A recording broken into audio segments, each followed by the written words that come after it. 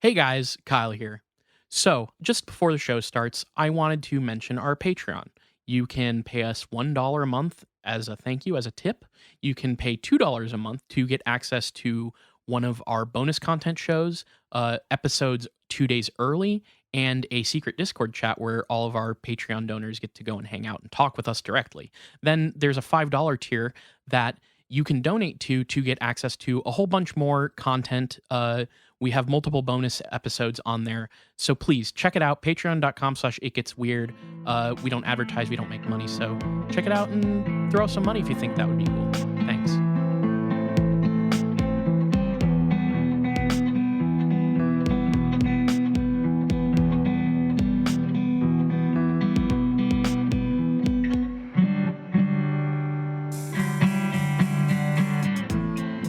Welcome to It Gets Weird, our comedy show where we explore the unusual, the unbelievable, and the unexplained to try and make your world a little weirder. I'm Kyle. And I'm Niall. And I honestly, Kyle, I'm in full cozy mode. I got this big oversized sweatshirt thing that's it's like a blanket, but a sweatshirt. Ooh, okay. And my apartment is in an old building, so it's kind of drafty, which you've been here. I'm familiar with the draft that kind of runs through that place. Yeah. And this thing has been a godsend. Buy a big, fluffy, furry. Now, I know that we're coming up on spring now, so this might be a little bit late for this note, and next year. Get it on special this year. Use it next year. It'll be great. We'll have to make sure to get our warmth and comfort alerts in, a little bit earlier in the season. But I must say, I'm feeling you because, out here, it's Indiana. It's fucking night and day over here. We're Tom Cruise and what's her name? And is that a movie? Yeah, it's a movie. Okay, Don't worry about it. I haven't seen that one. It's cold one day, it's warm the next. Today was actually really fucking awesome. We could open the windows, but just 2 days earlier, it was 20 degrees outside. So, I always have emergency extra layers on my bed. For when I'm, for when, just in case it dips that down into that 20-degree range and I need to just sort of pile up as much warmth as I can. It's fucked up over here in Indiana. And that's a nice transition for Debbie Jordan-Kauble. Because we're still in Indiana. We're still in Indiana. And there's some Indiana-specific stuff in this one. But before we get to that, Niall, I have an email I'd like to read. Oh, really? Yeah. Okay. We got a couple emails, but I'm just reading one today. And I got to say, this one, when I saw the title, I got really nervous, I'll be honest, because this email was titled, "This is Hate Mail." Oh, okay. Haven't gotten a lot of that. I saw that and I was like, oh fuck. And then I saw the contents and I was like, oh phew. Okay. Is it a funny bit about what hate mail is, or does it just kind of subvert you? The email is not what it would claim to be by the title. Okay. Fake news. Yeah, basically. Yeah, this person's got, wait until you hear the actual email now before you. Oh, okay. But here's what, this is from Derek, and this is what they say. They say, Kyle and Niall, I am enjoying the podcast. I've been listening to your podcast for over a year now. I went to the beginning and listened to a lot of your older episodes. Because of this, I'd like to tell Kyle thank you for inventing truck nuts for birds. I haven't seen any in the wild yet, but I know I'll appreciate it when I do. I stole some sexy Mothman pics from Kyle's Brain Palace, a.k.a. Google, as requested. See below. And below, there are many sexy Mothman pics. Often, very. Are we talking full nude here, or are we talking? Well, okay. So I'll just describe them. The first one has an image of Mothman, and he's sort of cheekily turning towards the camera, and he's got kind of bulbous, slappable butt cheeks also facing the camera. Is it like that suntan lotion, baby? Yeah, it is. But it's very, it's sexy, cheeky Mothman, right? So, yeah. Okay. Cheeked up Mothman. The next one is an interesting interpretation of Mothman where it's basically a moth's head on the body of a very well-toned, sexy body that has a it seems to be wearing sort of like a thong type situation with like a happy trail. So again, they got like stockings. It's some sexy Mothman stuff. And the final one is just actual Mothman, panties off. Actual Mothman, so confirmed. Like a straight up Mothman, panties off, fishnet stockings on, panties in Mothman's mouth. Just really, really eating up this.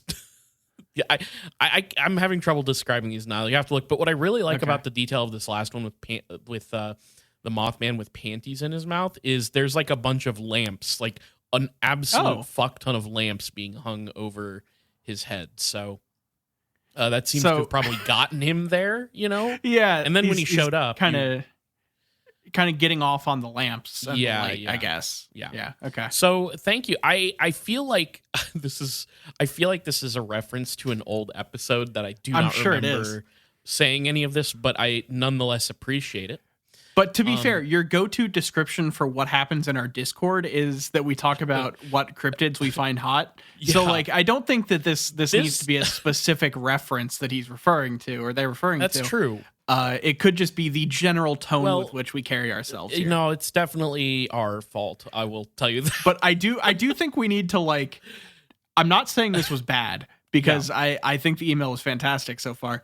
You don't even know. But I am kind of wary of like letting an open call for like boudoir plus photos of whatever to be accepted in our inbox. I agree with what you're saying, but I will say thankfully people have so far been pretty tasteful about those kinds of things.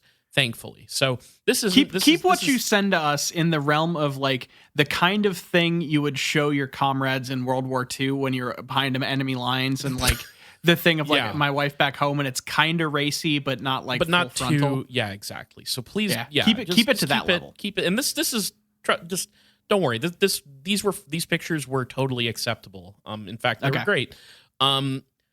But this email goes on, and I'm going to read this next part out somewhat hesitantly. Okay. Because this is apparently something I also said. It says, also Kyle offered booty pics in exchange for finding him a Vine/meme of, quote, a kid. I know what this is. A kid flying into a reporter's mouth that he thought was really funny. I remember this. Oh my God. I forgot. I'd forgotten entirely about this. Just to explain what that is it's a thing that Garrett and I used to watch and laugh at where like, it was a mashing up of two different videos. One of a kid who I think it's like rocketed off of one of those like blow up ball balloon chairs. Like somebody like jumps onto it and it sends the kid flying. So it was a mashup of that. The kid goes flying off the chair and then they edit the video so that the kid falls into the mouth of a reporter and the reporter goes like and like I have seen this video and we saw it many years ago and lost our shit laughing at it, but it's been like wiped clean from the internet.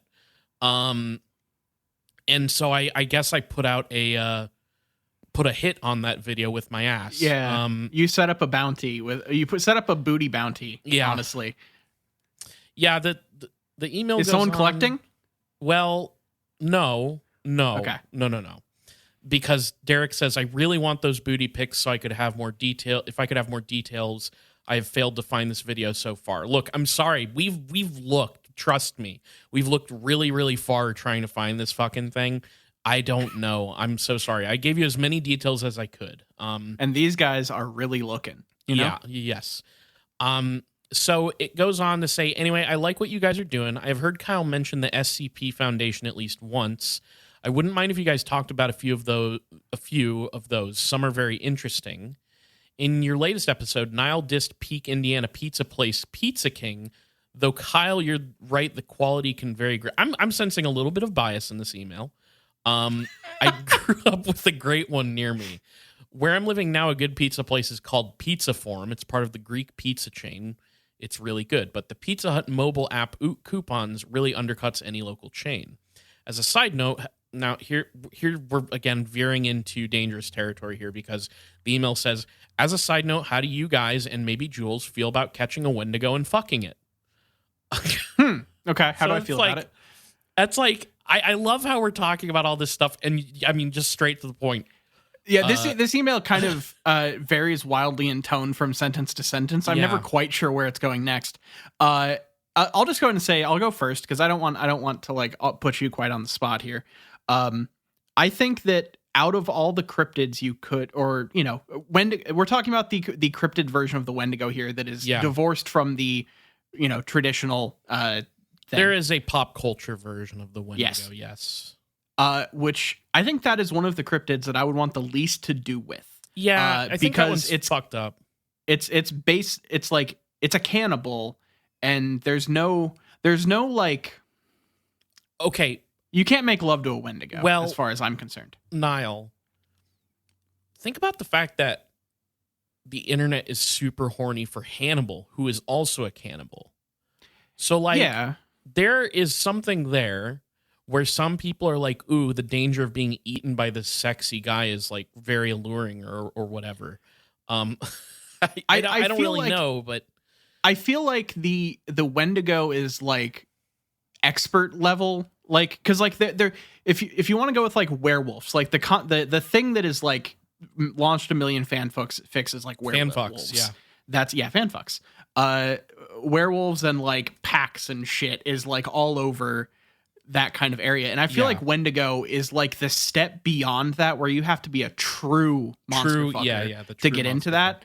And I'm not a true monster fucker at all. I can see the appeal of some level of it, but I don't go that far. That's fair. Well, the email goes on to say, I've heard a few people online mention hunting that Wendibussy. Is this something you guys would partake in? I'm going to also probably say no to this one, I think. But respect to anyone that goes for it. That's a wild ride, I'm sure. And if you were wondering, I do think my favorite episodes are the alien ones. I like how you guys treat them as neat stories and not indisputable fact, and that is sincerely Derek. So this was a wild ride of an email, I must say. Thank you for reaching out to us and asking us about what we want to fuck or whatever. That's yeah, I'm not going to answer a general question. Yeah, but if you go cryptid by cryptid, I can occasionally give thoughts on those. Sure. Yeah. No, I think we can occasionally do that and talk about which ones are the most appealing sexually. But has that answer changed for you over the course of the podcast? I don't know. Has it changed for me? Has the answer for that question changed over the time you've been doing this podcast? For as much as we talk about it on this show, I'm going to be so real with you. I don't actually spend a lot of time thinking about it. I'm going to part the curtain here and peel back the bit. I honestly no. People have, of course, made their, as we've seen here, some very sexy representations of, for instance, Mothman. They do a good job. Like, people are inspired when they hear there's like a half man, half monster thing. They definitely want to make it, appealing like that. That being said, I don't think I've seen enough love given to the Fresno Nightcrawlers in that department. So I think it's about time to start sexifying the Fresno Nightcrawlers, and maybe you could start changing my mind. Yeah, I think that one, people have a hard time figuring out where to put the genitals on that one. Well, I first of all, I wouldn't. Second of all, it's all legs, baby. How are people not looking at that and going, damn, let's give them some serious gams. Has anyone ever shown the Fresno Nightcrawlers to Quentin Tarantino? Oh shit. Well, isn't he a foot guy, not a leg guy? Or I guess he's probably down with both, but what's at the end of those legs? That's true. We haven't really explored what happens when you curl those Junko jeans right up the leg. Yeah. It might be something worthy of Tarantino's salivating. So Niall, what are we talking about? I know what we're talking about. This is part 3 of the Copley Woods incident, which again, not a real place, but I'm going to continue using it's a good I forget if we've covered this. Do we know where this supposedly it's Kokomo. was? It's in Kokomo, Indiana. It's in Kokomo. Indiana. Right, okay. Which like is small town Indiana stuff.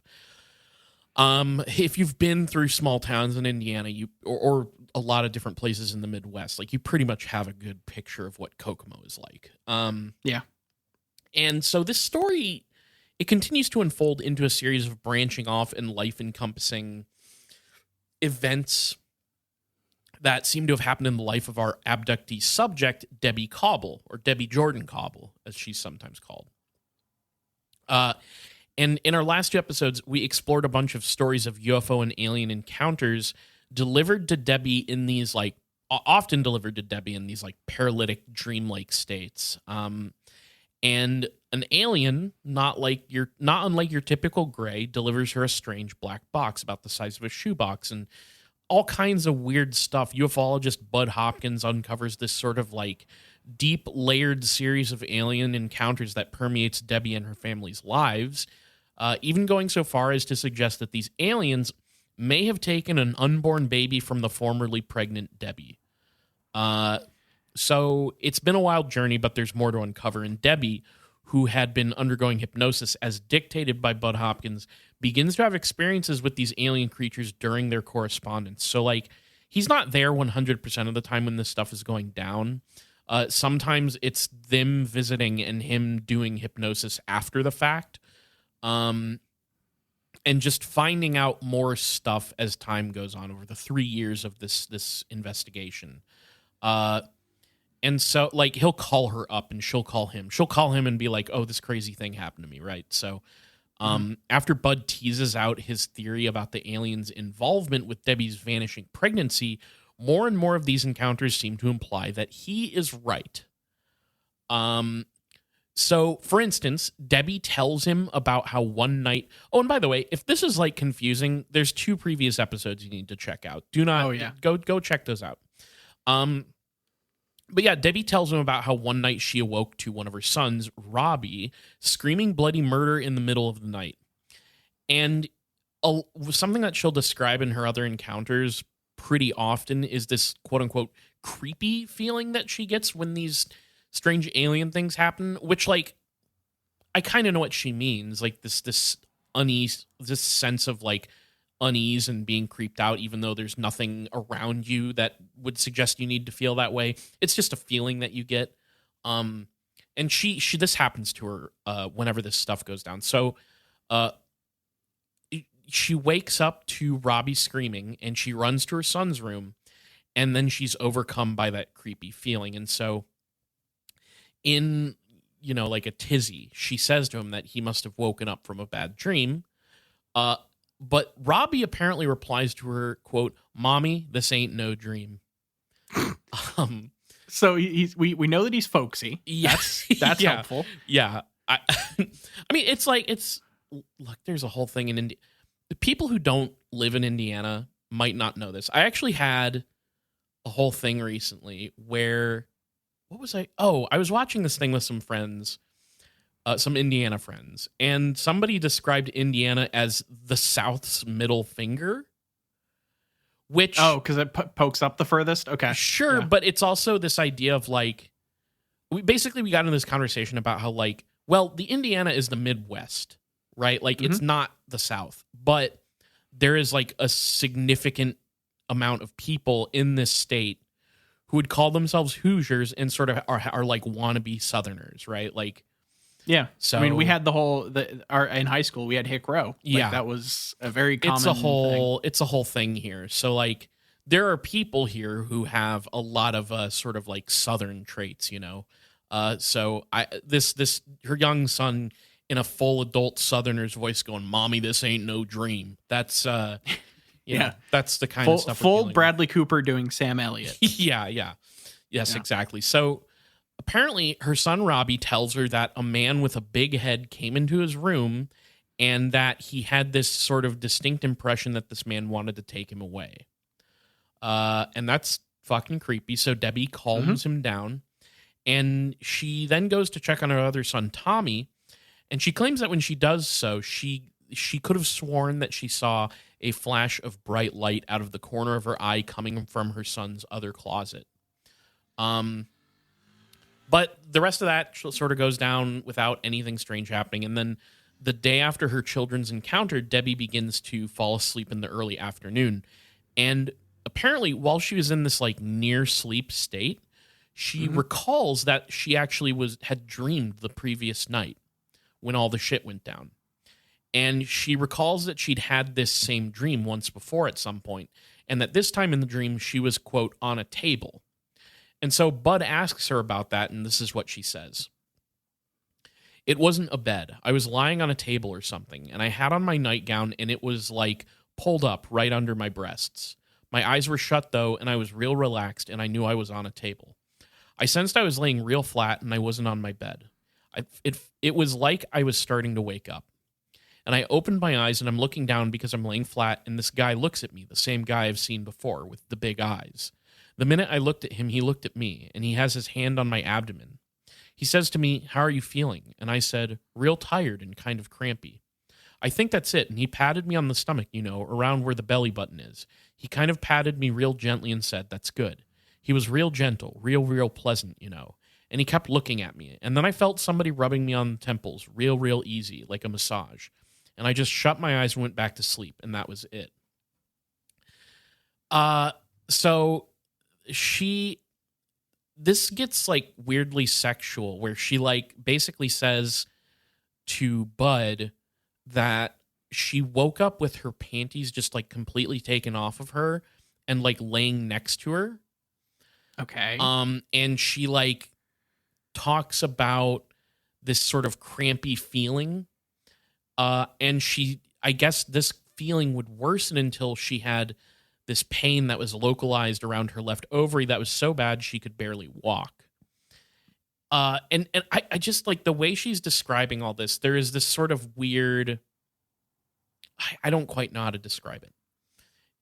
But it comes across like there is something sexual. So she says that this pain was compared to menstrual cramping, and she also made a note that when she checked her calendar, she determined that this was the day that she was anticipating she would ovulate. So we've talked before about how she has this like missing pregnancy. Yeah. Which was like one of the more fucked up parts of the last story. Like weirdest implications, Yes. And again, I cannot stress that enough that like this type of thing it's Bud Hopkins's bread and butter. Like he is deeply invested in aliens and human reproduction. So we'll get into a little bit more of that in a little bit. But after this encounter, a few days later, like Debbie would kind of, at Bud's prompting, get more details about this man that Robbie saw in his room. And supposedly Robbie describes the man as having had a, quote, invisible mouth. And that during the entire time he was there, Robbie was unable to move his body. And so, of course, this all implies, or at least for Bud, affirms the telepathic abilities of this alien. And, this entire encounter completely terrifies Robbie. And so there's this whole thing where Debbie would sort of self-impose a rule of no discussion of UFOs or aliens around the kids. And this is a thing that, God, in later interviews, she talks about stuff like this where she like doesn't want to talk about it. She like waited until the kids were older to be willing to talk about aliens and UFOs. And she sort of makes the suggestion of like, well, now UFOs and aliens are like cool imagery that everybody sees all the time. And so we're kind of being inundated with it to like, make it normal. Right. Mm-hmm. Which you can kind of see where that's going to go after doing this podcast for so long, which is like, we are being like softly prepped for something. It's the prepping us for disclosure kind of test. I forget what they call that, the program that's doing it, but Yeah, it's yeah. Look, they're seeding the ideas out there. That's why Cowboys versus Aliens existed. Yeah, yeah. That's why that movie happened. It's to get you ready for aliens to land on Earth and for cowboys to be real. So like, God, I wish I lived in a world where cowboys were for real. real. It's just another one of those things that like it just strikes me as paranoid thinking, like. And I think that there can be a healthy dose of paranoia for people to have. Like there are reasons to be paranoid sometimes, but I really don't think this is one of them. Yeah, I mean, look, if I were to give it any credit whatsoever, it's not like government programs haven't tried to influence culture before, but the idea like of trying to soft launch it to prepare us for disclosure when in reality it's probably like I think that the whole like keeping people occupied with it as a bright shiny object is much more likely as theory, Yeah. It's like I follow a lot of like really paranoid Twitter people who occasionally have good information that's interesting or at least entertaining about conspiracies and stuff. And then every once in a while I just read something where I'm like, man, we are losing the plot. Like we need to dial it back. And this is one of those where I'm like, I can't you can't convince me that the government is prepping us for alien invasion or whatever because Paul the movie happened, so anyways, despite her best efforts to protect her children from this whole thing, Debbie would find that her other son Tommy would wake up one night absolutely covered in blood, and after rushing him to the hospital, it was discovered that he'd had an extra bad nosebleed while he slept.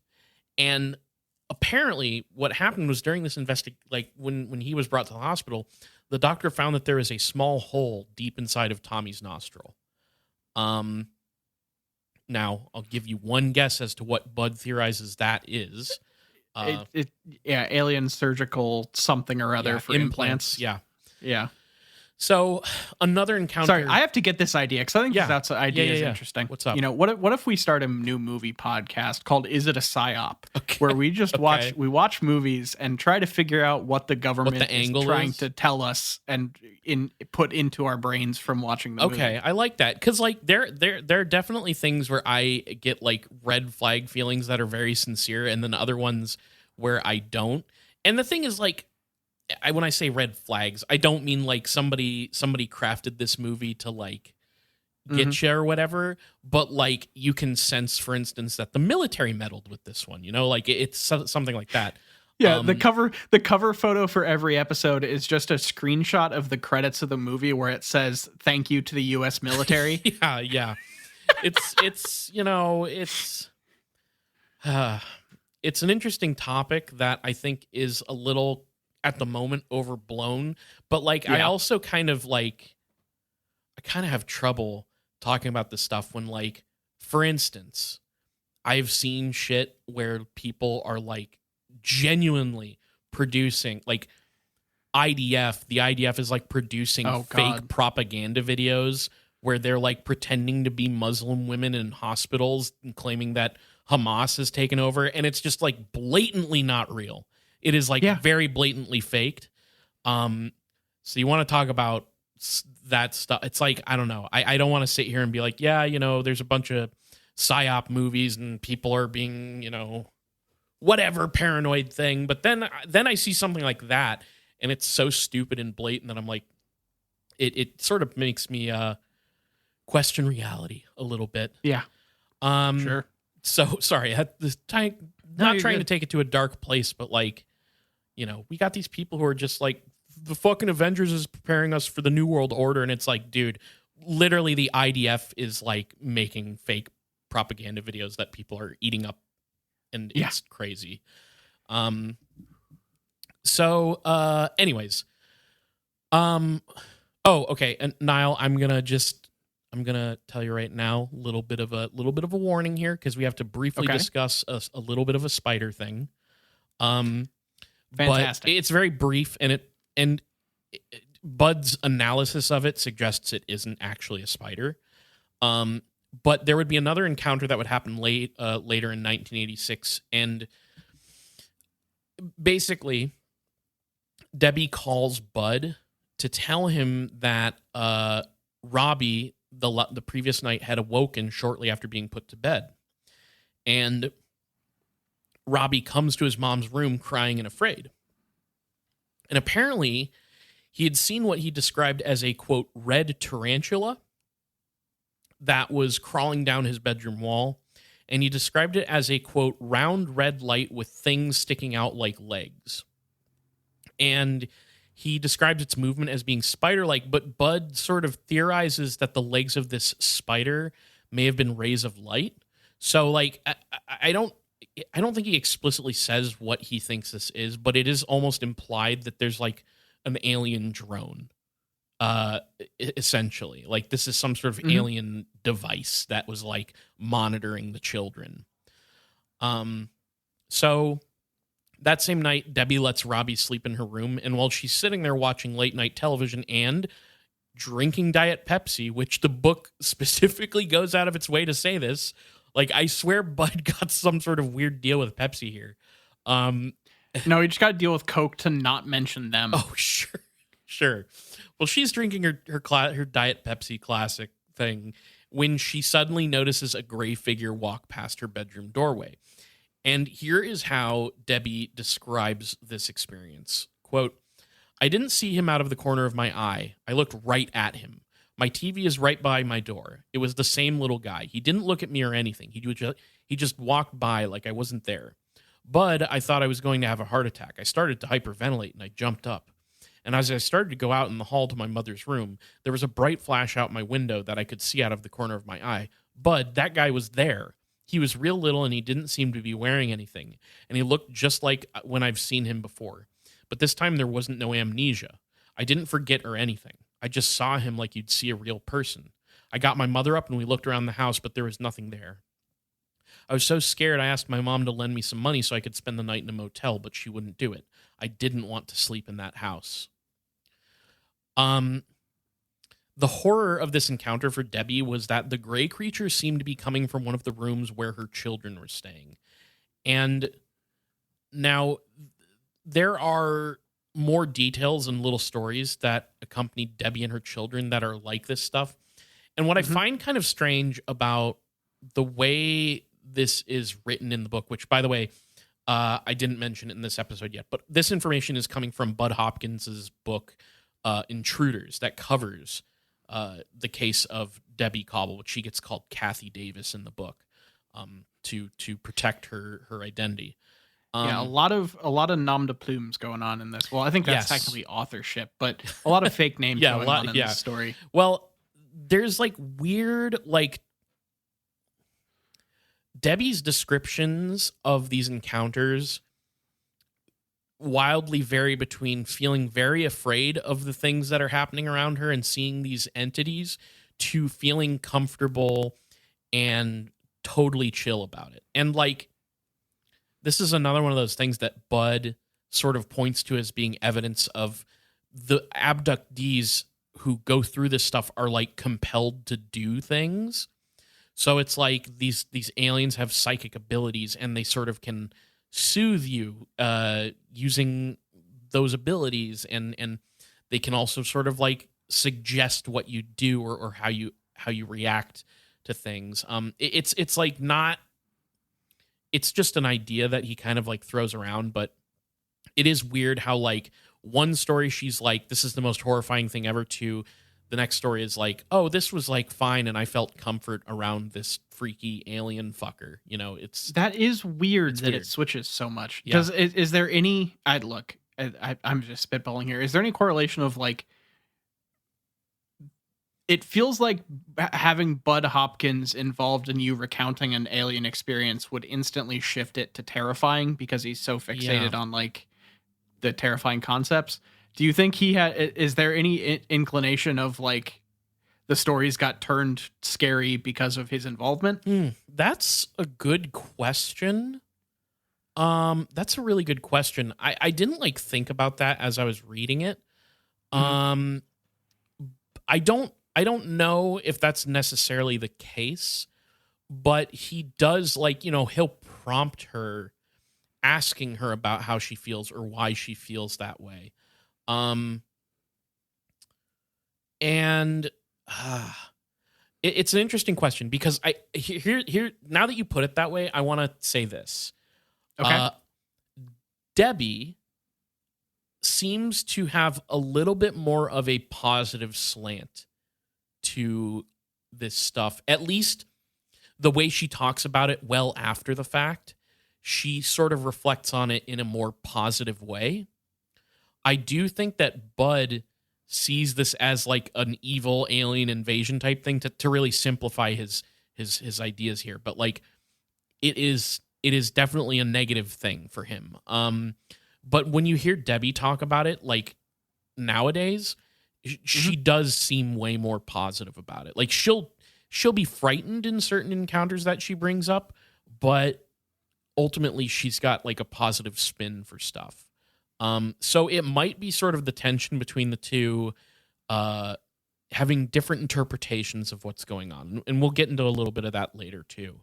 But It's a good question and worth thinking about, I think, with this case. So, here I can say that in the book, Bud lays out the basic idea he's working with using he references like a bunch of famous abduction cases like Betty and Barney Hill, the most famous abduction case maybe, but then also Antonio Villas-Boas, which is its own crazy thing.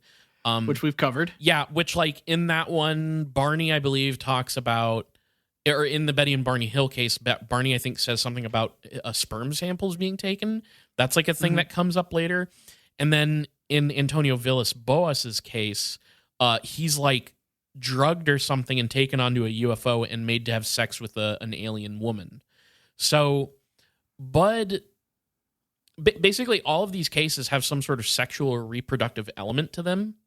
And Bud decides that the sexual nature of the abduction cases of the men, plus these more like clinical examinations and tampering with the reproductive abilities of women, is all in service of, believe it or not, creating alien-human hybrids. Would you believe it? I can't believe it. Of course not. So that's like what the place he's sort of operating from. And like I said, it's more sinister to him. But Bud, like he straight up like talks about how terrifying this stuff is, like how scared we should be. Like he briefly speculates that these technological advanced aliens tampering with human reproductivity could possibly have the power to take sperm and eggs. And if that's a power that they can have, and if they're so advanced, they can take these sperm and eggs, do what they want with them, and then replant the ova. So he's like saying, like, think about the terrifying implications of that. And he begins to theorize about what these aliens are just a little bit. He doesn't go too deep on this, but he brings up extraterrestrials. He brings up angels and demons, time travelers, and he even throws out... He's a Dan Brown fan? Yes, he is. This is a Dan Brown tribute from Bud Hopkins. But he even throws out the term ultra-terrestrial, which I found interesting. Yeah, the good old, like, multi-dimensional hypothesis as opposed to extraterrestrial. Yes, which I want you to keep in mind that he, ultra-dimensional is a thing that he plays with here because I think it's influential on Debbie. So I wanted to kind of bring up these musings by Bud because I think, like I said, they're important to consider before we narrow our scope to Debbie and what she's been up to since Intruders was published. And so as the book continues to cover Bud's 3-year investigation into the incident, we get a few more major quote-unquote updates on Debbie's past. And these updates are ones that would sort of inform her present predicament. So we have the first one from her childhood, where it's sometime around 1966 in the winter. And this is when Debbie is living with her family in Michigan. And so Debbie goes with her sister Laura, and they're visiting family friends. And while they're visiting these friends, Debbie goes outside to play. And while she's playing outside, there's this flash of light and a loud noise, and it causes Debbie to sort of like wander off in the direction. And she ends up getting lost and in the forest. And as she's lost, she sees through the trees what she thinks is her friend's house. And it's it's the winter time. There's snow on the ground, but the door to the house is open as she approaches it, and she goes inside. And when she goes inside this house, she meets a strange-looking family and a, quote, little boy that takes her into her, quote-unquote, playroom.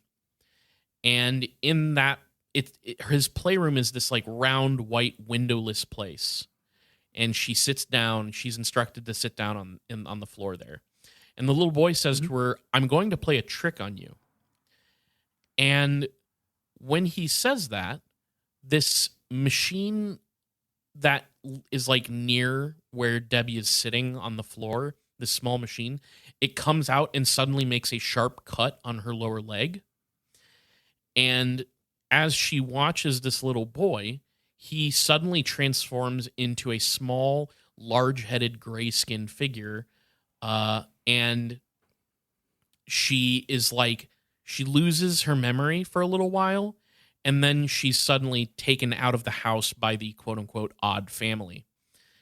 And she's back to being lost again when she suddenly sees her sister, and her sister is walking around as if she is quote-unquote asleep. And so she's basically, the sisters reunite, and they return to the actual friend's house. And Bud suggests that... So you remember in episode 1 of this series how Debbie and her mom both have scars on their legs that are in the same place? Yes. She has another scar on her leg that's above that one that Bud believes came from this experience. Interesting. So she's been marked since she was very small.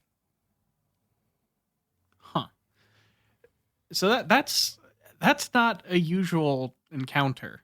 Like No, and it reads like a doctor's office trying to, like, trick a kid into getting a shot, right? Like, yeah, it's very strange. There's like subterfuge involved. Yes, it's weird. yes. I don't.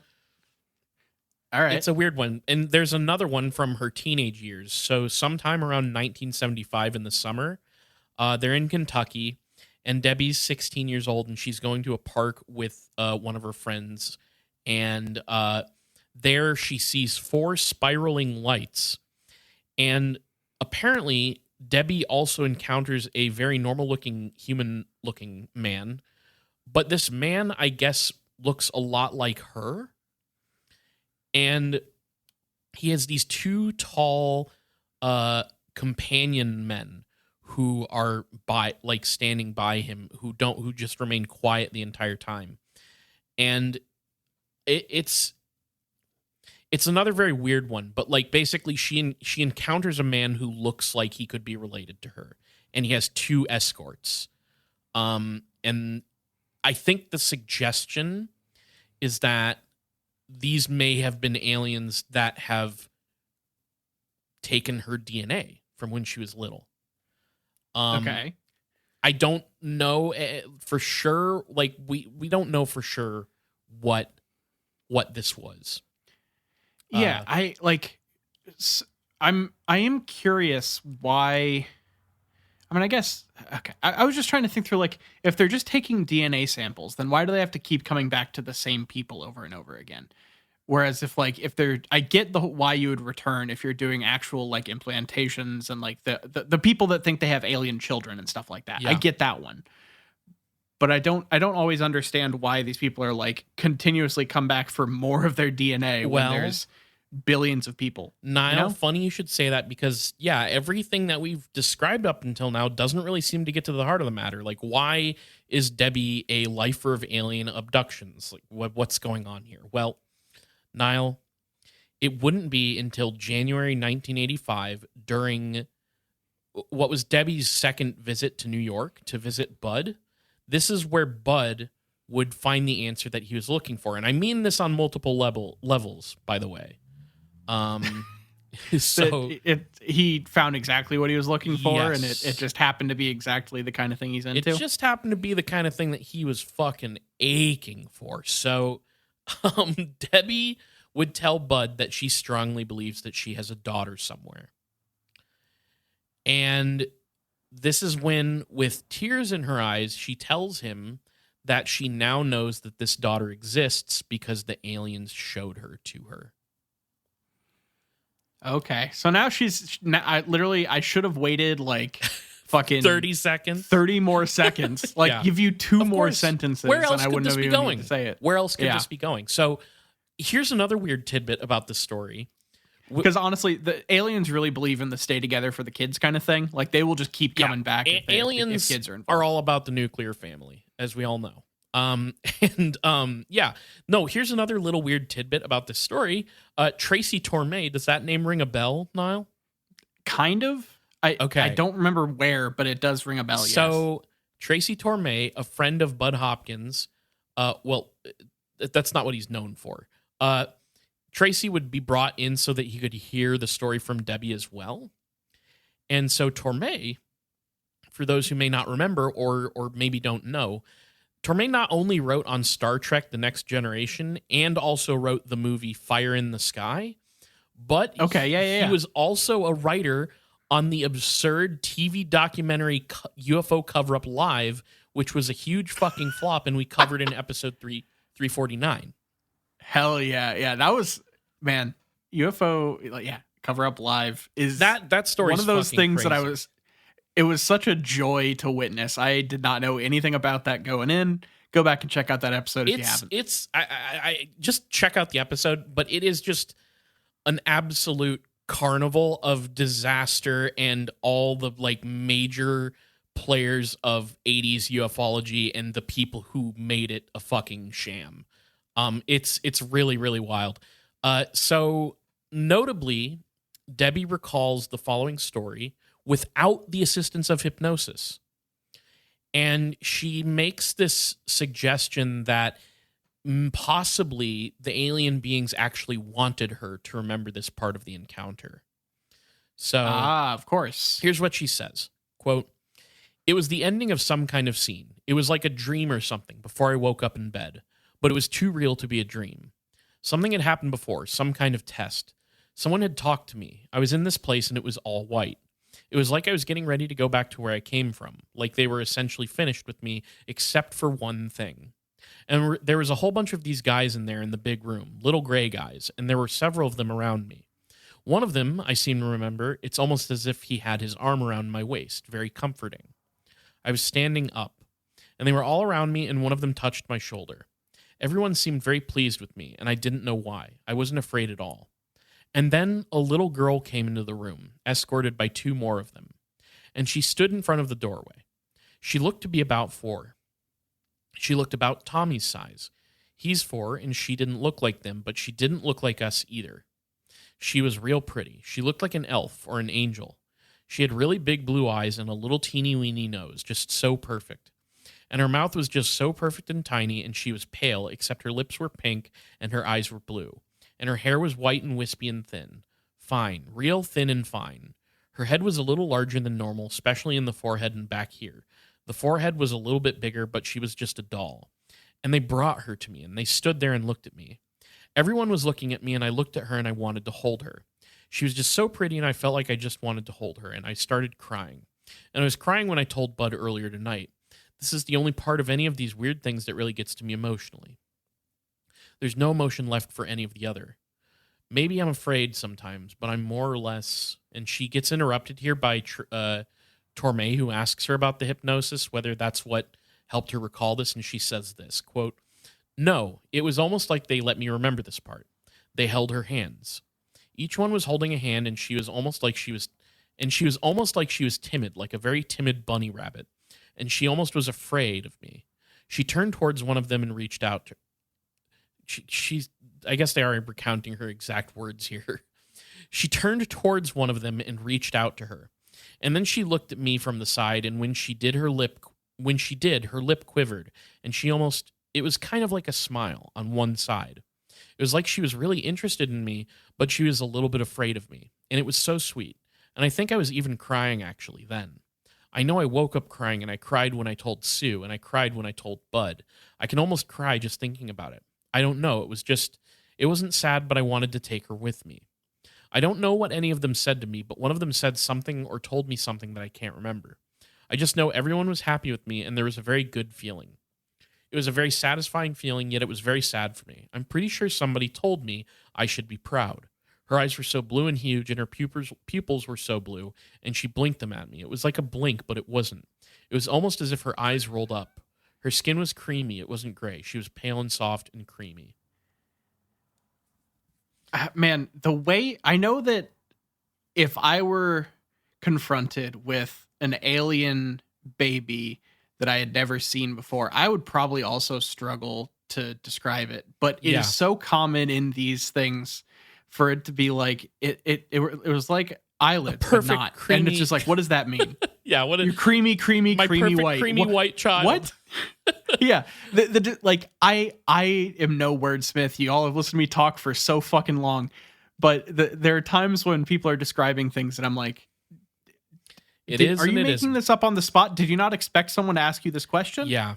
Yeah. Well, and it does almost read to me like, because like, again, this is her like not having to go through hypnosis. This is, in the most cynical way of reading it, Debbie imposing her own idea of what's going on Bud's account, you know? I mean, I don't know that, right? But like, it's what it feels like. And yeah. So she's just sort of like overwhelmed with emotion and unable to process the alien child that is also hers. But you're right. It does come across a bit odd. Now everything that's recounted here seems to be from the night Debbie had been floated out of her room by a UFO and then unceremoniously dropped off in her backyard, which I think we talked about in the previous episode. Bud once again puts her under hypnosis to investigate this experience, and in it, Debbie basically recounts a beautiful memory that affirms this alien-human hybrid child as her own. So, yeah, this is like the linchpin of the whole thing for Bud and for Debbie. This is like, people know about her encounter, but the true believers are overwhelmed by the beautiful truth of the alien-human hybrid interaction here. That's the thing that gets the alien believers going. Of course. So beyond everything that we've talked about in these last couple episodes, there are a few more of Debbie's experiences and hypnosis sessions covered in the rest of the Intruder's book, but the last few important ones seem to occur in 1986. And so I'll go real quick over these because they're not I'll go quick. In the first one, Debbie is abducted from her home by the creatures, and the little girl is there. This is Debbie's presumed daughter. And apparently in this encounter, Debbie is given a baby, like a human-looking baby, and Debbie sort of cradles and handles the baby, and the alien hybrid daughter watches her intently. She observes her almost as if she's like trying to learn how a human handles an infant. Yeah, so those like instincts that are supposedly built into the human psyche don't exist. Something on this like alien human hybrid. Yeah, something like that. It's not explicitly. They like hand her. Do they hand her like various types of foods to watch how she eats? No, but they like they follows her to the bathroom and just watches. Yeah, you know? No, but they do hand her the like the toy with the different shaped blocks. With the star pattern and the moon pattern that you can put the blocks through. And the alien child does put every single block through one of the holes that they're not supposed to go through. So Debbie has to like stop her and show her that, yes, the star goes in the star hole, the moon goes in the moon hole, et cetera, et cetera. And it teaches that there are arbitrary rules in society that aren't really there for any real reason. But people get very mad if you don't pay attention to them. Exactly. So that's the lesson learned with that one. Now, the final account comes from the day Debbie's son Robbie had the Guinness World Record nosebleed, which is a night that actually doesn't get investigated by Bud. She just kind of calls him up and tells him about it. No, it gets investigated by Guinness. It's a Guinness World Record. Sorry, and it's like you can also read about this in the Guinness World Record from that year. But it basically expands on this night. It's uncovered that Debbie has an unaccounted for like hour from that evening. And so Bud just speculates that an abduction took place that night, and that the hole in Robbie's nose is from having an implant removed. So, okay, this is just a question. I don't know why I'm getting really deep on just like random questions at this point in this episode, but What is the minimum amount of time do you think you could reasonably call missing time? Because like I forget like 2 minutes at a time, and that wouldn't be missing time. No, I don't think like, so. I don't know. I feel like when you start getting over 10 minutes, that's when it starts getting kind of alarming. That was kind of where my about 10 to 15 was kind of my threshold. Because I definitely, I mean, again, you know me, I'm super fucking forgetful. But I've never come away with the sense that like I have memory wipe from over 2 minutes or whatever. Like I've never had that sense. So I think it's probably got to be in the like 10-minute plus range, probably. Yeah. Okay. But I don't know if there's like an official ufologist's determination for that. So maybe we gotta get the manual. I have actually considered asking.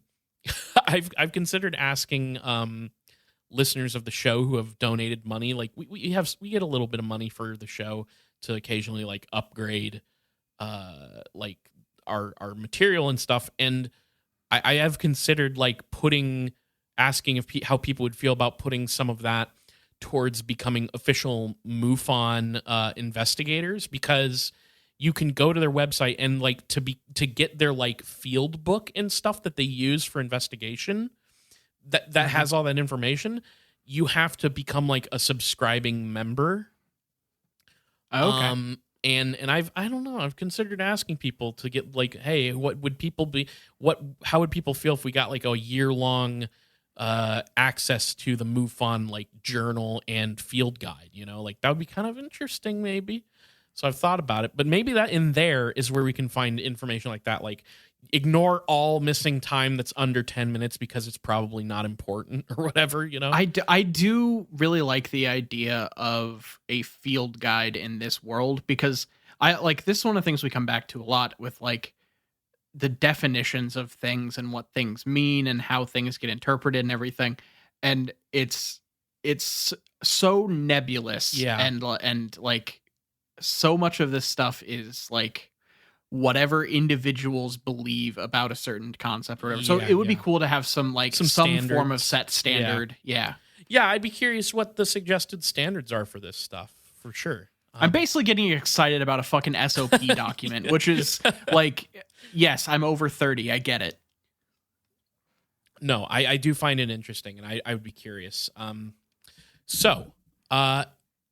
All of that being said, if you want to get the deep details on this stuff and everything I've talked about in these last couple episodes, check out Bud Hopkins' book Intruders. It's on the Internet Archive in its entirety. Now, you may be wondering, what in the world was Tracy Torme doing visiting Bud Hopkins and Debbie Kauble?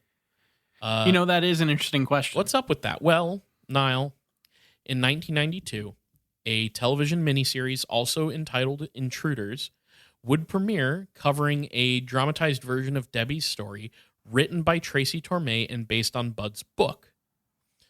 And Torme also seems to have been a true believer.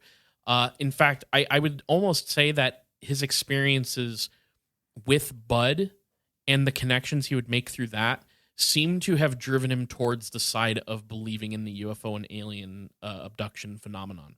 So here's what he says about it. This is Torme. So he says, quote, this is Torme on Bud. Quote, I felt he was a very good person, a very good thinker. He'd invite me to witness regression hypnosis sessions that he was conducting with abductees. I was hearing these stories that sounded so much like science fiction, so unbelievable, but what Hopkins was uncovering were these clear patterns in abductions, pattern after pattern after pattern. The more of Hopkins' sessions I observed and the more abductees I met, I became 98% convinced that this stuff was real. I couldn't say 100% because I hadn't seen anything with my own eyes, but I'd just met too many people who were very sincere and who did not want their names in the newspaper, who did not want to be part of UFO phenomena. They were victims in a lot of ways. They were damaged people, damaged by the experience. They expressed to me how they really didn't like that they were never asked to go along with this, that this would happen to them if they liked it or not. They were very disturbed by that, and that made a big mark on me. So Torme would end up, putting this together and be invested in the UFO world, I think, clear up until his death in 2021, I want to say. Now, as for Debbie, she would continue to participate in the UFO community as well, and she's doing that clear on until present day. But still active. She's still active, very much active.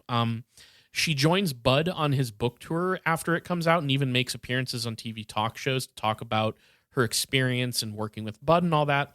But much of what I've learned about her after the investigation by Bud comes from interviews that she's given, and she's given quite a few.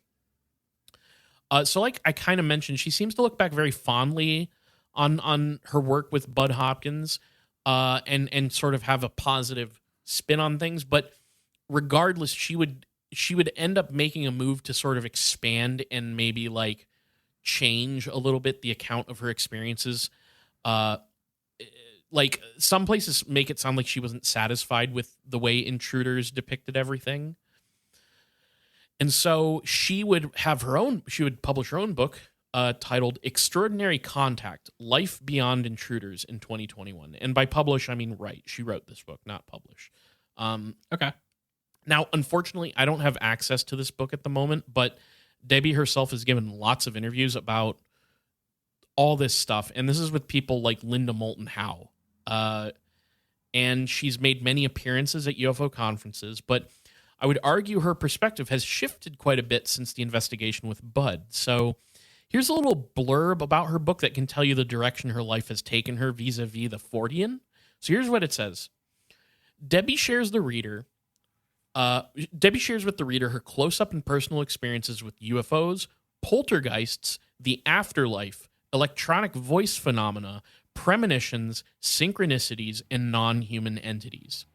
Such phenomena are woven throughout the vivid tapestry of Debbie's life, flourishes of the anomalous offset against an everyday backdrop of factory work, family, and friends. Spanning 4 decades, Extraordinary Contact is a story of resilience and growth in the face of trauma, tragedy, and loss, and an intimate first-person account of what it means to be a lifelong experiencer of impossible phenomena.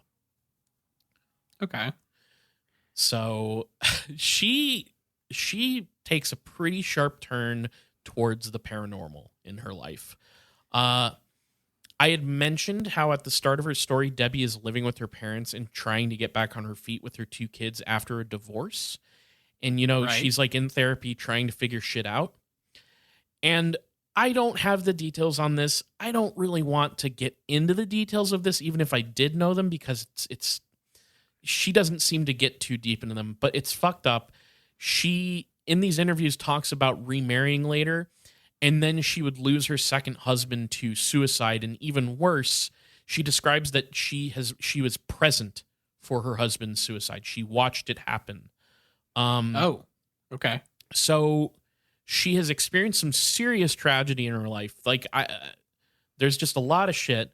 And she's telling interviewers, about having to undergo therapy to help with PTSD, which she is officially diagnosed with.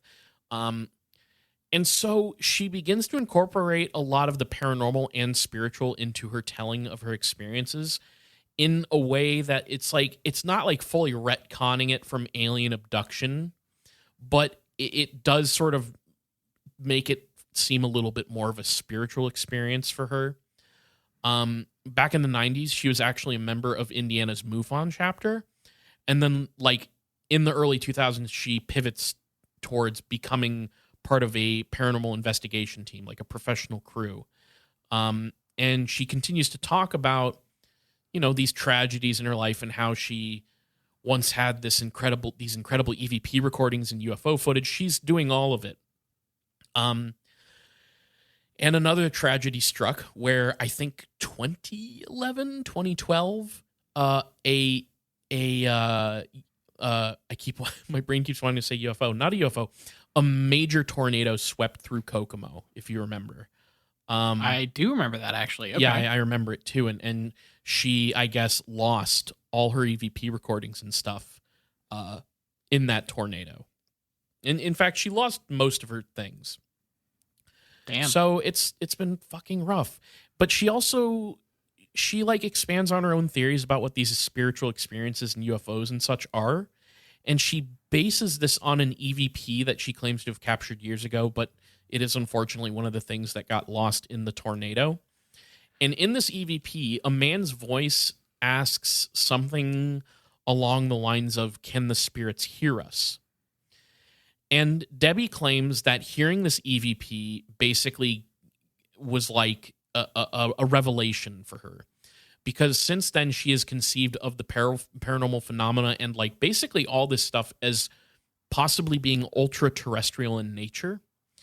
And she theorizes that there are multiple worlds that are conjoined and overlap in places. And where these places overlap, where these worlds overlap, are the places in our worlds where we can experience paranormal phenomena, where the wall between us and other worlds is quote unquote thinnest, so to speak. And Debbie believes that we in our world are ghosts for people or beings in other worlds.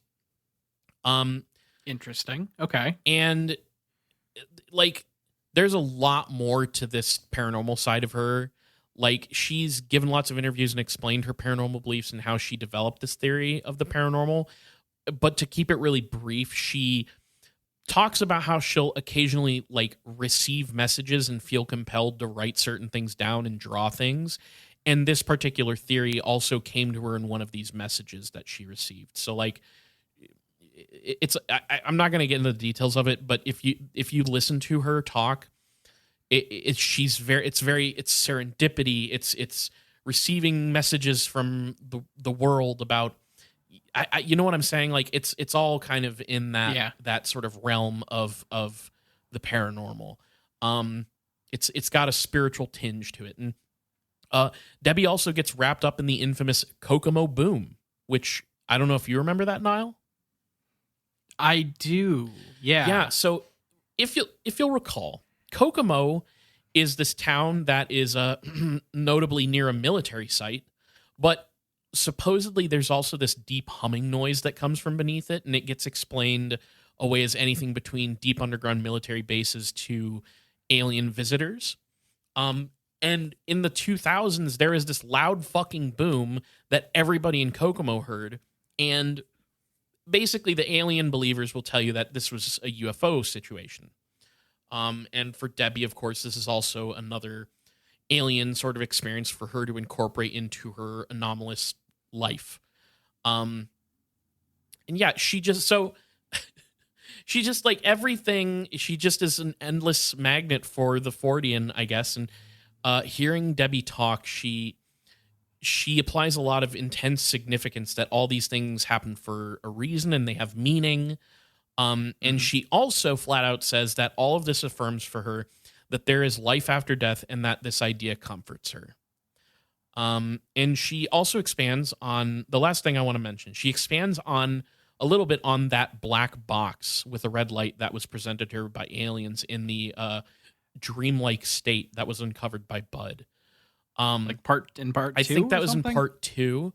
But yeah, these aliens, I remember there being a box that I forgot about. Yeah, these aliens give her like this black box that has this like red light coming from it. And she talks about this a little bit, and I wish I could. She has so many interviews, I've not gotten to all of them. So maybe she expands on this in another one.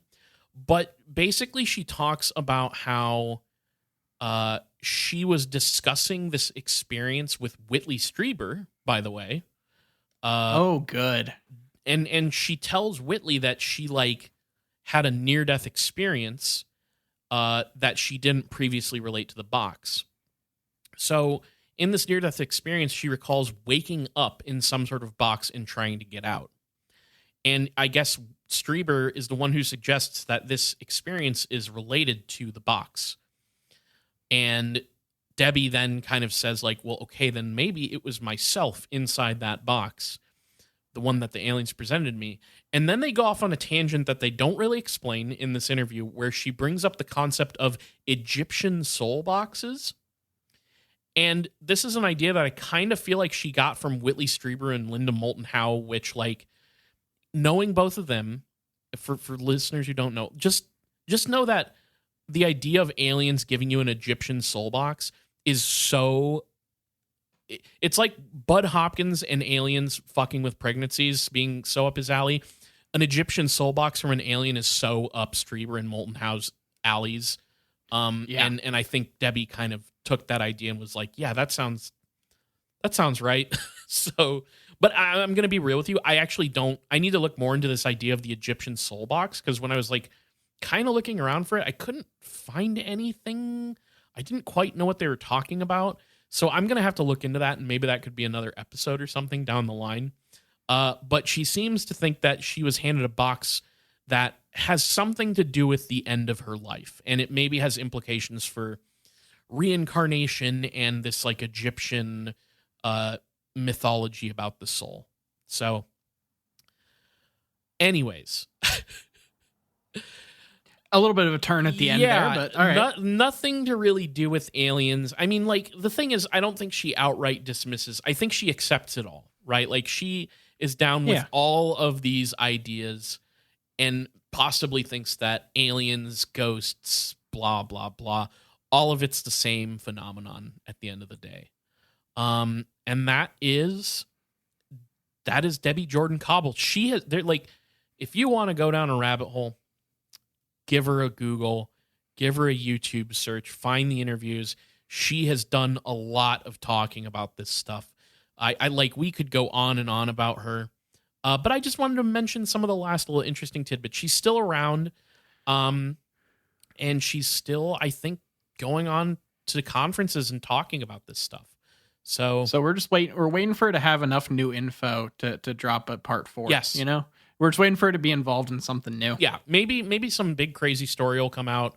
And if it does, you better believe I will be right there with pen and paper in hand, ready to get the scoop for the podcast. But for now, this is where I want to end Debbie's story. I kind of said it in the last episode where, like, most of what I feel about her is, like, I just hope she's doing okay. She seems like she's doing okay.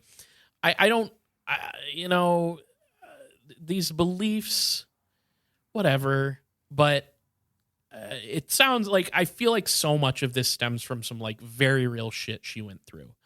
And so, hopefully this helps her or something, Yeah. So yeah, that's the Copley Woods UFO incident and Debbie Jordan-Kauble. It's been a long ride. All right. Yeah. How are you feeling? I'm feeling good. I'm feeling ready for a big question. Oh, well, good news, because I have one. And it is another one of those questions where I'm like, I wonder if I've asked this before. It seems like something I would ask. But fuck it. If I have asked it before, let's see how our answers have changed. So, Niall, if you were to become the parent of an alien-human hybrid, which alien species would you want your DNA mixed with and why? Disclaimer, I'm not saying you're going to fuck the alien. Oh, okay. So they're taking it from you and they're making something out of it. And what would that be? Man, I feel like this is one of those questions that, like, one of the answers has like terrifying implications, and I'm going to accidentally pick that one. Okay. I think, like, I don't know. I like the idea of maybe like a one of the like the not terrifying reptilians, right? Like the ones that just have like powers and shit. The not alpha draconians, but the like regular, like, I guess it depending on what realm you're in, all lizard people are like evil, like, yeah. Because I guess aliens work on like D&D alignment, you know? And all lizard people are Jewish people also is the other the other side of this thing. But no, I get what you're trying to go for. Yeah. And I don't know why, like, I guess like grays just seem kind of boring. Yeah. I don't really want to do alpha reticulans. And I feel like if I said the fucking like tall whites and stuff, then you're just kind of into Aryan territory. Yeah. And I don't want to deal with that. Yeah. So I kind of ended up on like, it was kind of between mantids and reptilians, like, that aren't, sure, and I felt like, and I felt like mantids are more like the healing, like they're like they have kind of a different vibe where they're kind of worker class in a way. I don't know. I would have never conceptualized the mantids as the working class aliens, but I kind of get the vibe you're describing. they're always like there as the mantids have like a particular role in the group that they're dealing with. Like they always seem to have like they're the ones that are the medics or whatever, which is like, I guess if that's what their skill set goes to, that's fine. But they seem like kind of a single use alien race in a way that has always weirded me out. Okay, I can feel that. Now, I was gonna also go with the reptilians, but I wasn't even gonna like make a caveat like oh, they need to be nice reptilians. No, I want this to be the fiercest warrior in existence. But I kind of changed my mind, and so what I think I want like one of the sort of like light beings that the star seeds are like instructed by, you know, or descend from. Does that make your baby like plasma? Yeah, it's halfway like between a solid and a gas. Yeah, but like I imagine that these light beings have access to the Akashic records. And so okay. My alien human hybrid child is going to have perfect recall of all anime trivia, and they're going to have perfect recall of every single Magic the Gathering rule and niche interaction, and they are going to become a dual master of card games. You know, you always want your child to do better at the thing that you wanted to do, and then sort of foist your hobbies on them. That's definitely not a trope that is kind of the standard for a lot of abusive parent movies. Right. So, yeah. Yeah, I guess in this. All right, dance mom. This bit, I'm an abusive parent, but like, I'm sort of like picturing this child as being such an enlightened being that it doesn't like, it's no longer abuse. Yeah. I like the idea of, sometimes I just think about what Kyle was saying. This is the thing I haven't really told you about. Whenever you're talking about stuff in Magic, sometimes I'm like, what would this sound like if Kyle was talking about poker instead? And it just made me think like you're teaching, you're like uploading into your child every like hand in poker and every like the statistical odds strategy, and you know? Yeah, definitely. And you're just making a fucking like you're gonna go to Vegas, you know. But I guess like Magic the Gathering is just that with a lot of extra steps and art. No, yeah. So. For me, it's like the kid's gonna learn every avenue to get to like a Kiki Jiki combo. There you go. That sounds like a real thing and not something you just made up. It is a real thing. Anyways, Niall. That I thank you for joining me on this journey, and thanks for putting up with me doing another fucking 3-parter. Are you ready to take care of some business? Yeah, let's go and wrap this one up. So if you want to follow us on social media, we're on Twitter at IGW Podcast. You can follow us on Facebook.com/ItGetsWeirdPodcast. And we're on all your favorite podcatchers, from Google Play to Apple Podcasts to Spotify. If you listen to podcasts somewhere, look up It Gets Weird, and we're probably there. Twitch.tv/ItGetsWeird. We stream sometimes. Check it out, why don't you? And if you want your email read on the show, you can email us at itgetsweirdpodcast@gmail.com. If your email's good and doesn't suck ass, we'll maybe have you on, we'll read it out on the show for you. And just keep in mind our rules about the tasteful images and questions. Patreon.com/ItGetsWeird. We have a $2 tier and a $5 tier. At the $2 tier, you get access to the show It Gets Weird TV, where we are right now discussing season 2 of The X-Files. And as a donor, you get to vote on what series we watch after we're done with season 2 of The X-Files. So check that out. At the $5 tier, you get access to It Gets Weird TV plus a bonus show that comes in the off weeks of It Gets Weird TV. So you're getting bonus content every single week. And whether you donate to the $5 tier or the $2 tier, you get access to the main show 2 days early on Friday instead of Sunday.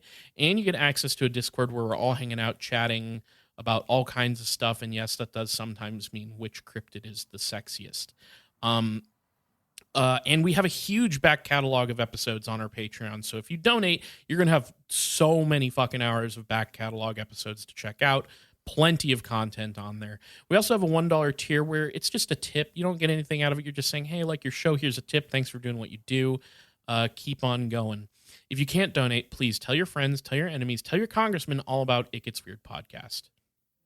All right. Thank you all for listening to the show. Thank you for continuing to support the show. This has been It Gets Weird, and I've been Niall. And I'm Kyle signing out. Peace.